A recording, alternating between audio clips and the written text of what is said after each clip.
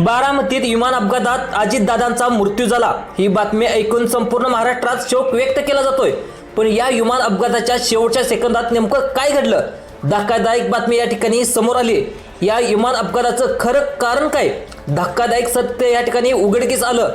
आज सकाळी 8 वाजता जेव्हा विमान बारामतीमध्ये अपघात झाल्याची या ठिकाणी बातमी समोर आली, सुरुवातीला सांगितले गेले की अजितदादा पवार त्या विमानामध्ये होते, त्यांना लागलेलं आहे, त्यांची प्रकृती चिंताजनक आहे, त्यांना हॉस्पिटलमध्ये नेण्यात आले असे देखील या ठिकाणी सांगण्यात आलं होतं। पण हळूच काही वेळामध्ये त्यांचा मृत्यू झाल्याचे देखील या ठिकाणी सांगण्यात आलं। आता महाराष्ट्रात पहिल्यांदा तेच या ठिकाणी हादरा बसला होता।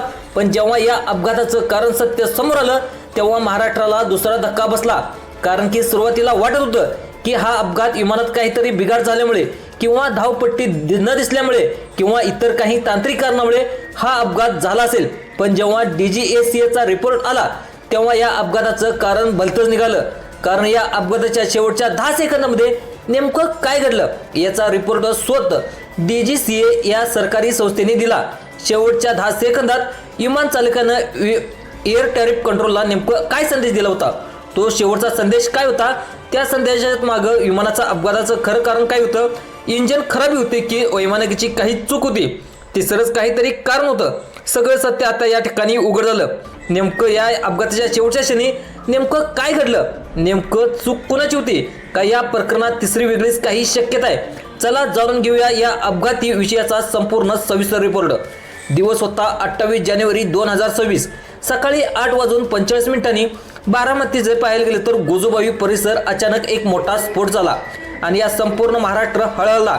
टीव्हीवर ब्रेकिंग न्यूज येत होती, उपमुख्यमंत्री अजितदादा पवार यांच्या विमानाचा भीषण अपघात। सुरुवातीला बातमी येते की दादा गंभीर जखमी झालेत, पण काही तासातच अशी बातमी येते की जिने महाराष्ट्राच्या काळजाचा ठोका चुकतो।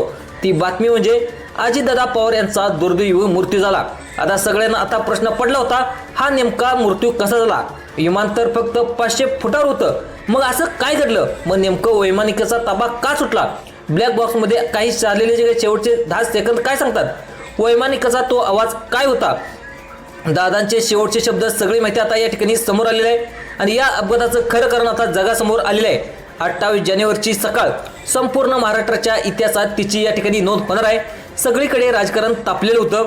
मुंबई महापालिकेच्या निवडणुका देखील आत्ताच झालेल्या होत्या। जिल्हा परिषद आणि नगरपालिकेच्या नगरपंचायत ज्या निवडणुका आहेत त्यांची रणधुमाळीची राजकारणाची निवडणूक प्रचार देखील या ठिकाणी सुरू होता आणि अजितदादा पूर्ण ताकदीने मैदानात उतरले होते। त्या दिवशी म्हणजे 28 तारखेला त्यांच्या बारामतीमध्ये 4 सभा होत्या। सकाळी 8 वाजता दादा मुंबईमधूनच निघाले होते। विमानात त्याच्यासोबत सुरक्षा रक्षक, 1-2 PA आणि 2 पायलट देखील होते। दादांच्या चेहऱ्यावर थकवा नव्हता, उलट निवडणुकीच्या रणनीतीचे एक वेगळंच तेज होतं। पण निसर्गाच्या मनात काहीतरी वेगळंच होतं।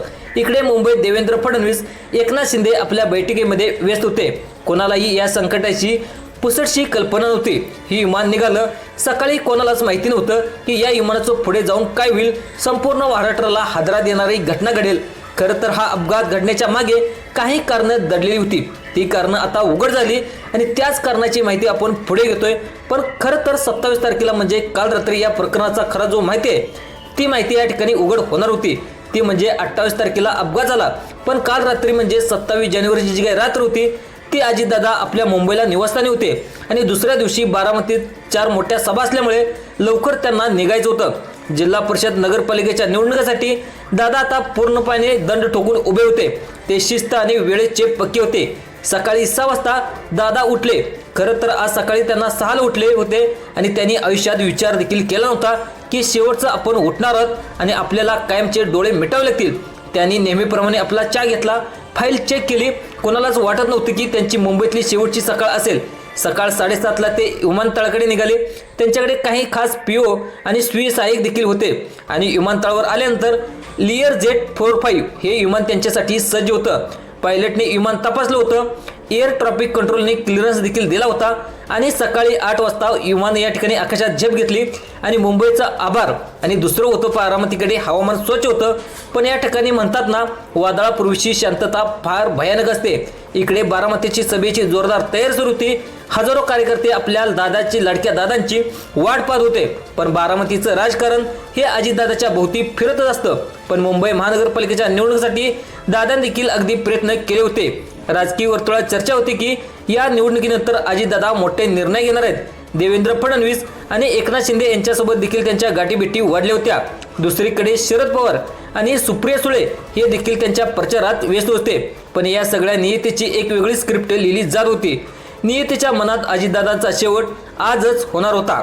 कोणाला याची कल्पना देखील नव्हती.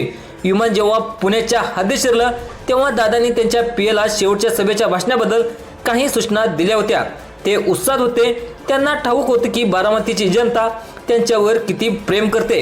पण बारामती विमानतळापासून अवघ्या काही किलोमीटर असतानाच विमानाचा आवाज बदलू लागला. खरं तर ही अपघात होणार होता त्याची सुरुवात काही किलोमीटर आधीच झाली होती. पुण्याच्या हद्दीत विमान शिरलं.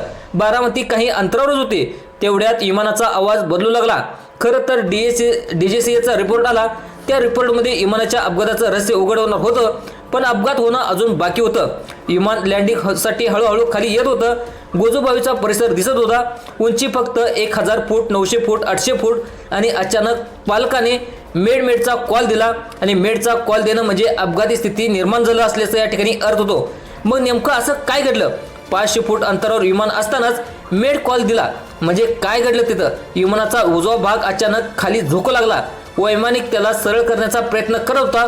पण हायड्रोलिक सिस्टीम जी विमानात कार्यरत असते तर तिने प्रतिसाद देणं बंद केलं. आणि विमानातील दादांच्या सुरक्षा रक्षकांना आता त्याची जाणीव झाली होती. आता काहीतरी विपरीत घडते. खाली जमिनीवर शेतात काम करणाऱ्या लोकांनी पाहिलं एक विमान अतिशय कमी उंचीवरून उडत आहे. त्यांच्यातून धूर देखील निघत आहे. पण ते विमान अतिशय अनियंत्रितरित्या खाली येताना दिसत आहे. एक धूर पाहून आसपासले शेतकरी लोक देखील आरडाओरडा करू लागले. सुरुवातीला सगळ्यात महत्त्वाचं म्हणजे प्रत्येकाला माहिती होती की त्यांचे लाडके दादा आज बारामतीमध्ये येणार होते. काही जण सभेला देखील जाणार होते.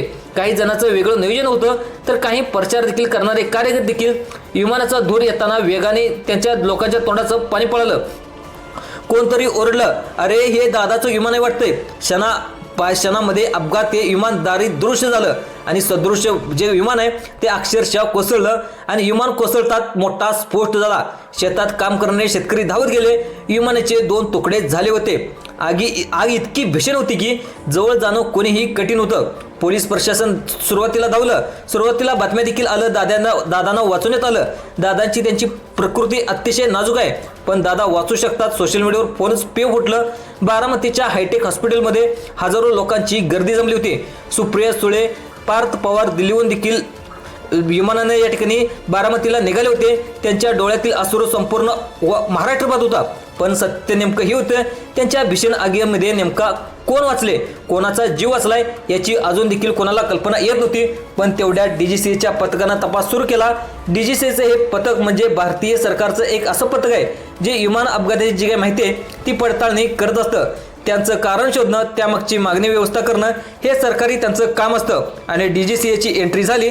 तपास सुरू झाला. विमानाचे अवशेष गोळा केले. पण सर्वांना वाटलं तांत्रिक बिघाड आहे.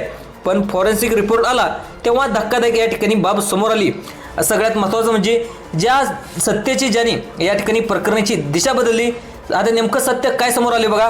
अतिशय वेगाने तपास सुरू झाला होता. आणि स्वतः मुख्यमंत्र्यांनी देखील अगदी पद्धतीने तपासणी करण्याचे आदेश त्या ठिकाणी दिलेले आहेत. खरं तर या प्रकरणामध्ये आता विमानामध्ये काय प्रॉब्लेम होता का?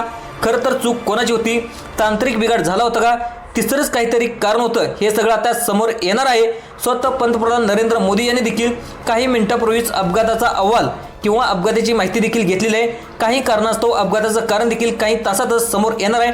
तोपर्यंत एक महाराष्ट्रातील बडा नेता जो अतिशय लोकप्रिय असणाऱ्या नेत्याचा असा अपघाती मृत्यू होणं हे गरज पाहायला गेलं तर राजकारणातल्या सगळ्यात मोठं नुकसान या ठिकाणी म्हणावं लागेल. आणि अजितदादांना शेवटच्या क्षणाचा एक संदेश त्यांनी दिला. राजकारणातले किती वाद असले तरी कार्यकर्ता आणि नेता म्हणून ज्यांनी शेवटच्या श्वासापर्यंत संघर्ष केलाय. बारामतीचा जो वाघ शांत झाला. पण या अपघाताने प्रश्न आजही अनुत्तरित आहे. आता तुमचं नेमकं काय मत आहे? अपघाताचं कारण काय असू शकतं? तुम्ही नेमकं कमेंट नोंदवा. चॅनलवर नवीन आला असाल तर सबस्क्राईब देखील करायला विसरू नका. धन्यवाद.